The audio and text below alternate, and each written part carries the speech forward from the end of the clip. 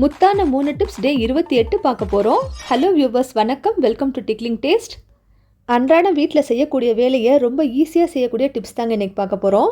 சில நேரங்களில் பட்டரை ஃப்ரிட்ஜிலேருந்து எடுத்து வைக்க மறந்துடுவோம். நம்ம ப்ரெட்டுக்கு யூஸ் பண்ணும்போது பார்த்திங்கன்னா பட்டர் மெல்ட் ஆகாமல் இருக்கும். அது எப்படி நம்ம உருக்குறதுன்னு பார்க்க போகிறோம். நம்ம பால் காய்ச்சின பாத்திரம் இல்லை வேறு ஏதாவது நம்ம சூடு பண்ண பாத்திரம் இருக்குது பார்த்திங்களா, அதை நம்ம சிங்கில் தான் போடுவோம். அப்படி போடாமல் அந்த சூடாக இருக்கக்கூடிய பாத்திரத்தை எடுத்துக்கிட்டு இந்த மாதிரி பட்டரை ஒரு பிளேட்டில் வச்சுட்டு இதை மேலே கவுத்தி விட்டுறணும். இந்த மாதிரி பண்ணுறனால பார்த்தீங்கன்னாக்கா அந்த பாத்திரத்தில் இருக்க சூடுனாலேயே இந்த பட்டர் நமக்கு நல்லா மெல்ட் ஆகிக்கும். இப்போ எடுத்து காட்டுறேன் பாருங்கள். ஒரு 10 நிமிஷம் கழித்து எடுத்து பாருங்கள். பட்டர் மேலே சூப்பராக மெல்ட் ஆகிருக்கும். இதை நம்ம முக்கியமாக ப்ரெட்டுக்கு மேலே தடவுறதா இருந்தாக்கா இந்த மாதிரி நம்ம செஞ்சு தடவிக்கலாம். சமையலுக்கு யூஸ் பண்ணும்போது நம்ம டேரெக்டாக கட் பண்ணி போட்டுருவோம். ஆனால் ப்ரெட்டு மேலே நம்ம அப்ளை பண்ணோம் அப்படின்னாக்கா இந்த மாதிரி செஞ்சு பண்ணிக்கலாம். இந்த டிப்பு ரொம்பவே யூஸ்ஃபுல்லாக இருக்கும், செய்து பாருங்கள். எலுமிச்சை தோல் இருந்தாக்கா கிச்சன்லேருந்து சிங்க்கு நம்ம குக்கர் வரைக்கும் ரொம்பவே சுத்தப்படுத்தலாம் அப்படிங்கிற டிப் தான் இப்போ பார்க்க போகிறோம். அதுக்கு ஃபஸ்ட்டு ஒரு பழைய குக்கர் எடுத்துக்கோங்க. அந்த குக்கரில் ஒரு 2 கப் அளவுக்கு தண்ணி சேர்த்துக்கணும். பழைய குக்கராக இருந்தாக்கா நமக்கு குக்கர் நல்லாவே ஃபுல்லாக க்ளீன் ஆயிரும். நம்ம ப்ரிப்பேர் பண்ண போகிற இந்த சொல்யூஷனுக்கு அதுக்கு தான் பழைய குக்கர் எடுத்துக்கணும்னு சொல்கிறேன். இதில் இப்போ நம்ம சேர்க்க போகிறது பார்த்திங்கனாக்கா எலுமிச்சம்பழ தோல் தான்.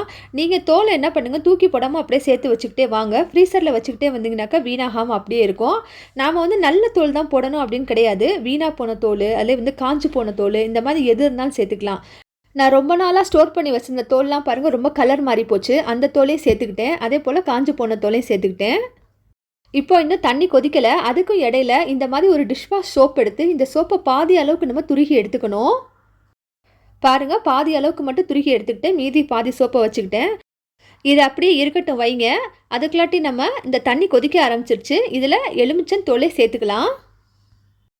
தோலை சேர்த்ததுக்கப்புறமா ஒரு நிமிஷம் அளவுக்கு நல்லா இதை கொதிக்க விடணும். ஏன்னா இந்த தோலில் இருக்கக்கூடிய சாறு எல்லாமே இந்த தண்ணியில் இறங்கணும். இந்த மாதிரி ஒரு கரண்டி வச்சு நல்லா கொஞ்சம் ப்ரெஸ் பண்ணி விடுங்க. அப்போ தான் இந்த சாறு எல்லாமே இந்த தண்ணியில் நமக்கு கம்ப்ளீட்டாக இறங்கும். பாருங்கள், தண்ணியோட கலரே மாறி போச்சு. இந்த டைமில் தான் நம்ம என்ன செய்யணும், இந்த துருகி வச்சுருக்க சோப்பை சேர்த்துக்கணும். சோப்பை சேர்த்தோன்னே மேலே நுர மாதிரி பொங்கி வரும். அந்த டைமில் என்ன பண்ணுங்கள், அடுப்பை ஒன்று குறைச்சி விடுங்க. அப்படி இல்லைன்னா ஆஃப் பண்ணி விட்டுருங்க. ஆஃப் பண்ணி விட்டுட்டு ஒரு 20 செகண்ட் கழித்து திரும்பி பற்ற வச்சு லோ ஃப்ளேமில் வச்சிங்கன்னா உள்ளேயே கொதிச்சிட்ருக்கோம். நமக்கு சோப்பு நல்லா எல்லாம் கம்ப்ளீட்டாக கரையணும். சோப்பு கரைஞ்சதுக்கப்புறமா இதில் 1 டேபிள் ஸ்பூன் அளவுக்கு தூளுப்பு இல்லைன்னா கல்லுப்பு எது வச்சுருக்கோமோ அதை சேர்த்துக்கலாம். மறுபடியும் ஒரு தடவை மிக்ஸ் பண்ணி விட்டுட்டு அதுக்கப்புறமா வினிகர் 2 டேபிள் ஸ்பூன் சேர்த்துக்கணும். க்ளீனிங்க்கு யூஸ் பண்ணக்கூடிய சிந்தட்டிக் வினிகர் சேர்த்துக்கணுங்க. வினிகரை சேர்த்துட்டு ஒரு தடவை எல்லாத்தையும் மிக்ஸ் பண்ணி விட்டதுக்கு அப்புறமா பேக்கிங் சோடா 1 டேபிள் ஸ்பூன் சேர்த்துக்கணும். பேக்கிங் சோடா சேர்த்தோன்னே நுர மாதிரி ரொம்ப பொங்கி வரும். இந்த சமயத்தில் அடுப்பை ஆஃப் பண்ணிடுங்க. போதும், நம்ம ப்ரிப்ரேஷன் ஓரளவுக்கு எல்லாமே ஓவர் ஆகிடுச்சு. இப்போ நல்லா மிக்ஸ் பண்ணி விட்டுட்டு இந்த நுரையெல்லாம் கொஞ்சம் அடங்கட்டும். அடங்கினதுக்கப்புறமா நாம் இதில் இருக்கக்கூடிய அந்த எலுமிச்சை தோலை மட்டும் தனியாக எடுத்துடணும். இப்போ சாதாரணமாக எடுக்காமல் கொஞ்சம் நல்லா பிழிஞ்சு விட்டுட்டு எடுத்துடணுங்க. இந்த மாதிரி ஒரு கரண்டி யூஸ் பண்ணி பிழிஞ்சிக்கலாம். அப்படி இல்லைன்னா ஸ்பூன் ஏதாவது வச்சு நல்லா பிழிஞ்சு விட்டுட்டு இந்த தோலை எடுத்து வைங்க. தூக்கி போடக்கூடாது. இதில் இன்னுமே ஒரு ஒர்க் இருக்குது நமக்கு. ஏன்னா இந்த தோலில் பார்த்திங்கன்னா இன்னும் மிச்சம் மீதி எல்லாமே ஒட்டிகிட்டு இருக்குது பார்த்திங்களா. இதையும் நம்ம கழுவி எடுத்துக்கணும். அதுக்காக இந்த தோலை தூக்கி போடாதீங்க. தோல் எல்லாத்தையும் எடுத்ததுக்கப்புறம் பாருங்கள், வெறும் லிக்விட் மட்டும் இருக்குது. தோலை தனியாக எடுத்து வச்சுருக்கேன். இப்போ என்ன செய்ய போகிறோம், இந்த லிக்விட் நல்லா ஆறட்டும். அப்படியே அதுக்கும் இடையில இன்னொரு இது பண்ணிவிடுவோம். இந்த தோலெல்லாம் வாஷ் பண்ணி எடுத்துக்குவோம். அதுக்கு ஒரு 1 லிட்டர் அளவுக்கு தண்ணி சேர்த்துக்கோங்க. 1லேருந்து 1.5 லிட்டர் அளவுக்கு தண்ணி சேர்த்துக்கலாங்க தாராளமாக. இந்த தண்ணியில் நம்ம எடுத்து வச்சுருக்க எலுமிச்சை தோலை அப்படியே சேர்த்துருங்க. சேர்த்துட்டு நல்லா இதை கைவிட்டு என்ன பண்ணோம், கலைஞ்சி எடுத்துக்கணும். நம்ம எப்படி அரிசி களைவோமோ அது போல் கலைஞ்சி ஒவ்வொரு தோலில் இருக்கக்கூடிய அந்த லிக்விட்லாம் இதில் வாஷ் பண்ணி விட்டுருங்க. ஏன்னா நம்ம போட்ட சோப்பு, பேக்கிங் சோடா, சால்ட்டு இது எல்லாமே இந்த லெமன் தோலில் ஒட்டிகிட்டு இருக்குது பார்த்தீங்களா. அது எல்லாத்தையுமே இந்த தண்ணியில் கழுவிட்டு இந்த லெமன் தோலை மட்டும் தனியாக வெளியே எடுத்துக்கணும். அதுக்கப்புறம் இந்த லெமன் தோல் பார்த்திங்கன்னா நமக்கு தேவைப்படாது. இதை நீங்கள் தூக்கி போட்டுடலாம். இது என்ன நம்ம கம்ப்ளீட்டாக எல்லாமே இந்த ப்ராசஸ் இதில் முடிஞ்சிருச்சு. நமக்கு தேவையான லிக்விட் இப்போ தயாராக போகுது. இந்த தண்ணி எடுத்து என்ன செய்ய போகிறோம் அப்படின்னாக்கா, நம்ம ஏற்கனவே செஞ்சு வச்ச குக்கரில் இருக்குது பார்த்திங்களா, அந்த சொல்யூஷனில் இந்த தண்ணியை அப்படியே ஊற்றி விட்டுருங்க. கொஞ்சம் நல்லா ஆறுனதுக்கப்புறம் லைட்டாக ஒரு மிதமான சூடு இருக்கும்போது ஊற்றி விடுங்க. தண்ணி இன்னும் வேணும்னாலும் இன்னும் ஒரு கிளாஸ் அளவுக்கு தண்ணி கூட சேர்த்துக்கலாம். சேர்த்துட்டு இது எல்லாத்தையும் ஒன்றா நல்லா மிக்ஸ் பண்ணி விட்டுட்டு இதை இப்போ நம்ம வடிகட்ட போகிறோம். 1 மாதத்துக்கு தேவையான டை கிச்சன் கிளீனர் வீட்டிலேயே தயாராகிடுச்சு பாருங்கள். இனிமேல் நம்ம அடுப்படியில் இருக்கக்கூடிய கரைகள் எல்லாமே போய் பளிச்சுன்னு ஆயிரும். இப்போ இதை என்ன பண்ணணும், வடிகட்டி எடுத்துக்கணும்.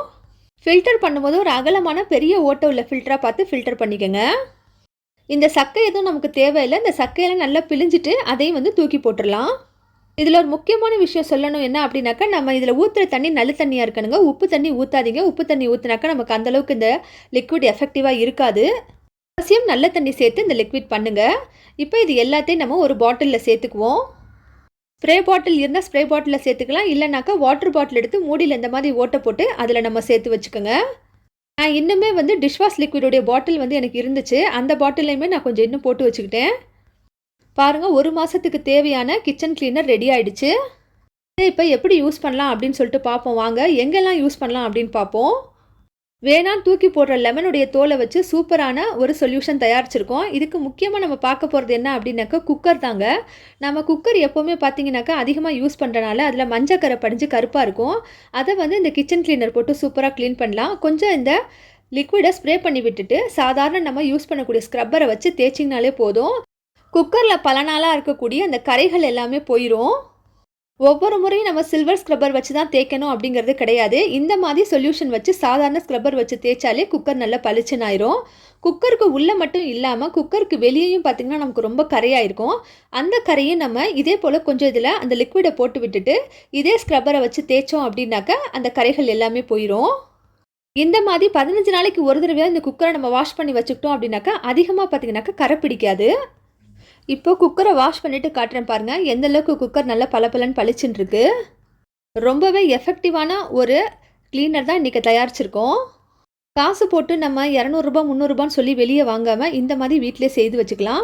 அடுத்து பாருங்கள், அதே போல் நம்ம அடுப்புக்கு இது ரொம்ப ரொம்ப உபயோகமாக இருக்கும். டெய்லி சமையலை முடித்தோன்னே இந்த மாதிரி இந்த க்ளீனரை கொஞ்சமாக எல்லா சைடும் போட்டு விட்டுட்டு இந்த மாதிரி நம்ம துணி வச்சு எல்லா சைடும் தொடச்சி எடுத்துருங்க. அதே போல் நாம் அடுப்புடைய பின்னாடி சைடு பார்த்திங்கன்னா மஞ்சள் கரையாக இருக்கும். அந்த மஞ்சள் கரையும் இந்த க்ளீனர் சூப்பராகவே போக்கிடுது. இந்த லிக்விடில் வச்சு ஒரு தடவை நல்லா தேய்ச்சி எடுத்துகிட்டு இந்த துணியை வாஷ் பண்ணிவிட்டு இன்னுமே ஒரு தடவை தொடச்சி எடுத்துக்கணும். நமக்கு பார்த்திங்கன்னா சோப் ஃப்ரீயாகவும் ஜெர்ம் ஃப்ரீயாகவும் இருக்கும். அடுப்பு மட்டும் இல்லாமல் நம்ம கவுண்டர் டாப் ஃபுல்லாகவே இதை நம்ம போட்டு தொடச்சி விட்டுக்கலாம். நிறைய பேர் கவுண்டர் டாப் மேலே வச்சு தான் வெங்காயம் தக்காளிலாம் நறுக்குவோம். அவங்களுக்கு இது ரொம்பவே யூஸ்ஃபுல்லாக இருக்கும். அதே போல் நம்ம கிச்சன் சிங்க்கு கிட்ட இருக்கக்கூடிய இந்த டேப் தான் இது. உப்பு கரை படிஞ்சிருக்கக்கூடிய அந்த பைப் மேலே கொஞ்சம் இந்த லிக்விடை போட்டு விட்டுட்டு இந்த ஸ்க்ரப்பர் வச்சு லைட்டாக தேய்ச்சிட்டு வாஷ் பண்ணி விடுங்க. சூப்பராக பளபளன்னு ஆகிடுது. இன்னும் ரொம்ப முக்கியமாக இதை நம்ம யூஸ் பண்ண வேண்டிய இடம்னு நம்ம சிங்க்கு தாங்க. சிங்க்குள்ளே ஃபுல்லாக எல்லா சைடும் நல்லா ஸ்ப்ரே பண்ணி விட்டுட்டு நம்ம நார்மலாக யூஸ் பண்ணக்கூடிய ஸ்க்ரப்பர் வச்சு தேய்ச்சாலே போதும். அந்த வெள்ளைக்கரை எல்லாமே போயிடுது.